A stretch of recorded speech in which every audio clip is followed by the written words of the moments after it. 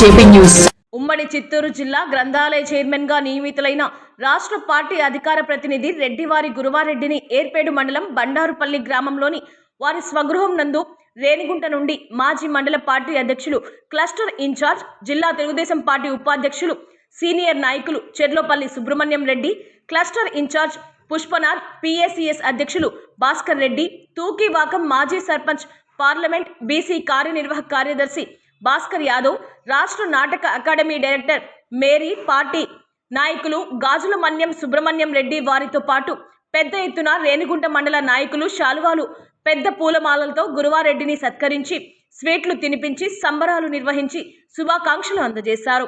ఈ సందర్భంగా సుబ్రహ్మణ్యం రెడ్డి గారు మాట్లాడుతూ, బీసీ వర్గాలకు చెందిన నిరంతరం పార్టీ కోసం అహర్నిశలో పాటుపడి గత 19-24 మధ్య అనేక కేసులు ఎదుర్కొని చంద్రబాబు నాయుడు గారి అరెస్టు సందర్భంగా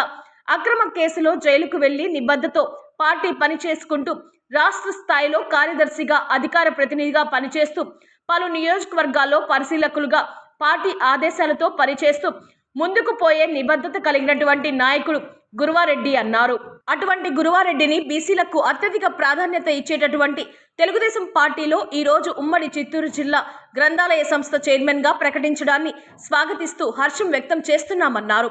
అదేవిధంగా గురువారెడ్డికి భవిష్యత్తులో మరెన్నో ఉన్నత పదవులు వచ్చి మరి ఇప్పుడు వచ్చినటువంటి పార్టీ ఆదేశం మేరకు ఉమ్మడి జిల్లా గ్రంథాలయ సంస్థల చైర్మన్ గా మంచి పరిపాలన సాగించి గ్రామీణ స్థాయిలో కూడా గ్రంథాలయాల్ని బలోపేతం చేస్తూ అన్ని విధాల పార్టీ అభివృద్ధికి, ప్రజల సంక్షేమానికి పాటుపడాల్సిందిగా కోరారు.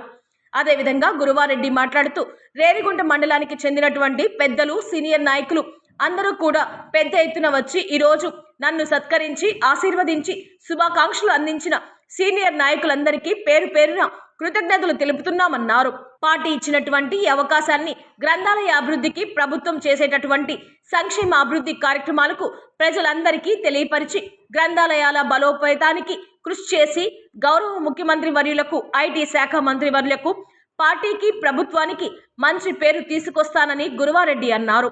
ఈ కార్యక్రమంలో జిల్లా పార్టీ ఉపాధ్యక్షులు, క్లస్టర్ ఇన్ఛార్జ్, మాజీ మండల పార్టీ అధ్యక్షులు సి సుబ్రహ్మణ్యం రెడ్డి, రేణిగుంట పట్టణ cluster in charge Pushpanath, Renigunta PS అధ్యక్షుడు